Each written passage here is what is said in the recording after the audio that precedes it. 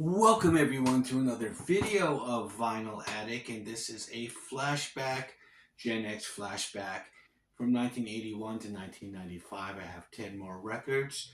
Now before I get into this, please don't forget to hit the like button, comment on this video, share this video, and if you still haven't, please subscribe to this channel and hit the notification bell for updates. Okay, so with that out of the way, I have 10 more Gen X records that I dug up. Some are one-hit wonders, of course, and some you may have remembered and may have not. So let's get started. Number 10, I have Frank Zappa. And this is the album called Ship Arriving Too Late to Save a Drowning Witch.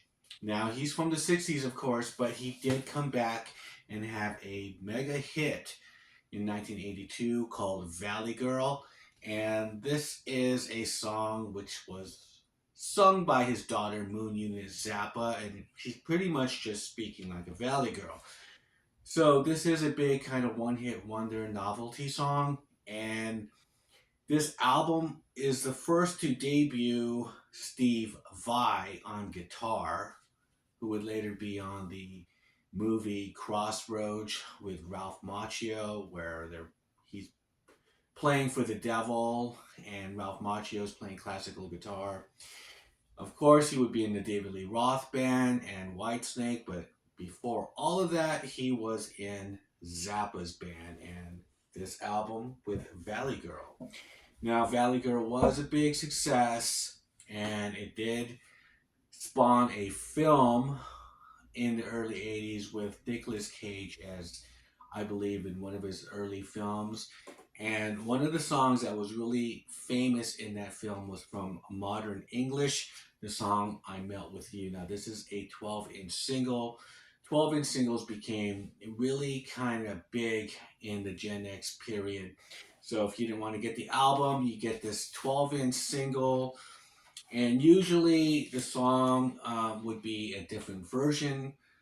It would be extended and you get B-sides, but it's like the 45, but in a 12-inch format. And so starting to pull out some, 12-inch singles too of, that time, because it is a Gen X kind of novelty, the 12-inch record. So Modern English, I Melt With You.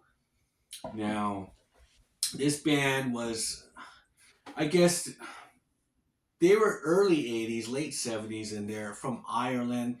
They were called the Boomtown Rats, and the single from this album was I Don't Like Mondays.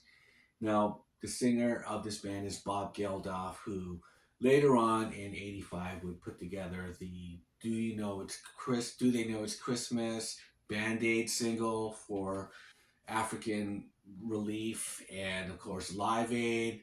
But he was also famous for playing Pink on The Wall, the Pink Floyd The Wall film. But before all that, he was a Boomtown Rat, and I Don't Like Mondays, which was a really kind of like a dark themed song if you really listen to it.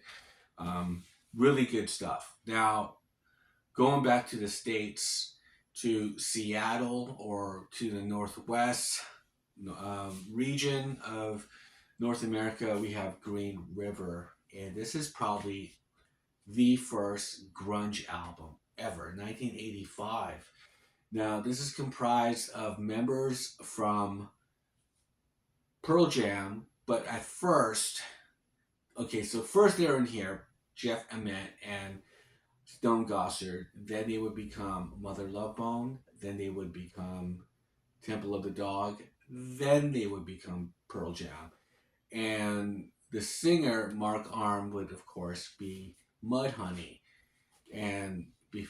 But this is their, all these kind of members, all these kind of bands, they all kind of like played together in some form or another, swapping each other and playing in this side project and whatnot. But Green River was that first band in 1985, and it's called Homestead Records.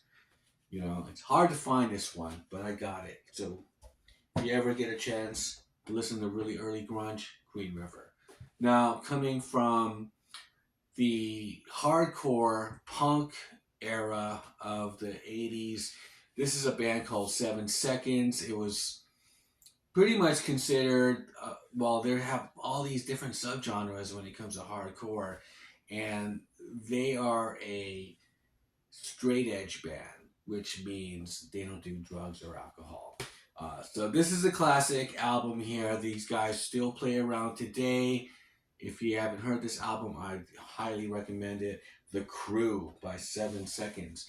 Now, pop music and uh, another form of music which was really popular was called high energy, and it's sort of like disco meets like dance music meets kind of like synthesizer new wave kind of feel. And this artist, she was like the biggest one at the time, so big that it's on a major label. And I'm talking about Stacy Q, 1985. The album's called Better Than Heaven, and the song was Two of Hearts. And yeah, she was on like Atlantic Records, you know, for this kind of music. But there would be some other ones out there, but yeah, she was like, I guess, the queen, I would say. She was the one who made it in the top 10. Now, I got three, now I got four more records. So this is number four. Quiet Riot. This is the follow up to their Smash debut. And of course, that one had Come On Feel the Noise, which was by Slade, the cover song, and Mental Health. But this has another Slade song. It's called Mama We're All Crazy now. And, you know, their hair got better or longer. They got more money. And this is like a party album. I mean, every song is just about partying because they, you know, hit the jackpot, you know, with the first album. So they're just like having fun on this one. So Critical or Condition Critical is the follow up. Quiet Riot. Now, as far as other hard rock is concerned in Gen X, this genre is called New Wave of British Heavy Metal. And this is one of the early bands from that genre. They would, of course, influence bands like Metallica and Megadeth, thrash metal artists later on. But this band is called Saxon. And this is their second album, Denim and Leather, because their first one was 79, and so it didn't make the cut. So this one's 1981, their second album. And notable song on here is Princess of the Night. And of course, Denim and Leather. If you haven't heard this, I would recommend it. They're a great hard rock band. That's what I just consider it hard rock. But I mean, here they look like bikers, and that was the first rock star I ever met was Biff Byford, opening up for Yngwie J. Malmsteen in Oakland, California. Okay, so I got two more, and this my number two record. They were at the time kind of being marketed as the next Jackson 5. However, I think the Jackson 5 is on a different level than this band, but very talented, of course. I'm talking about New Edition. Okay, so all of these guys became really big in the late 80s. You got Bell Biv DeVoe. Yeah, because Bell, Biv, and DeVoe, and they would, in the 90s, have that song Poison. You got, of course, Bobby Brown, big superstar in the late 80s with My Prerogative, Every Little Step.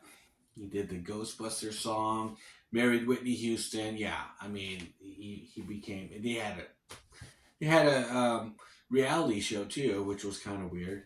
And of course, Ralph Travasti, is that how you pronounce his name?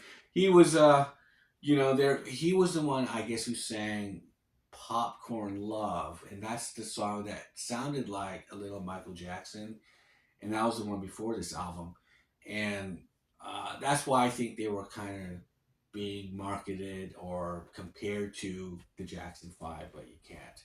Jackson Five was, you know, they're on a different level. However, for the 80s, this was not bad, and they had the song Cool It Now and the single Mr. Telephone Man, which was written by Ray Parker Jr., which is, since I was talking about Bobby Brown doing the Ghostbusters song, but Ray Parker Jr., who did Ghostbusters, that theme song, also did Mr. Telephone Man and produced that song. So, full circle. There you go. New edition. Number two. Now, number one, when it comes to the 80s, Gen X period, these guys just were, it was hit after hit after hit after hit.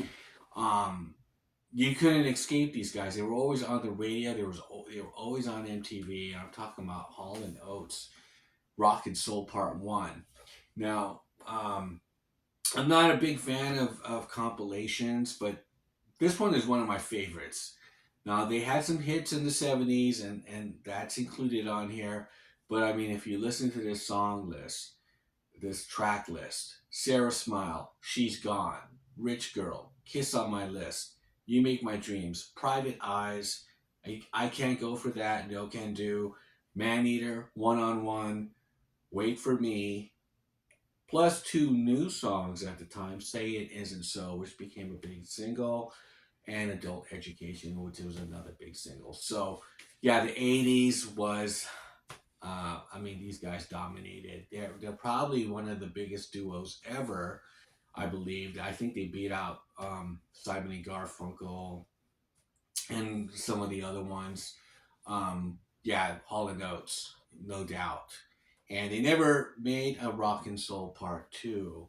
However, when I think of Gen X, I mean, you can't escape Hall and Oates. Now, leave me a comment below. What are your thoughts on this flashback for these 10 records from Gen X? And with that, I'll shut up and I'll see you guys on the next one.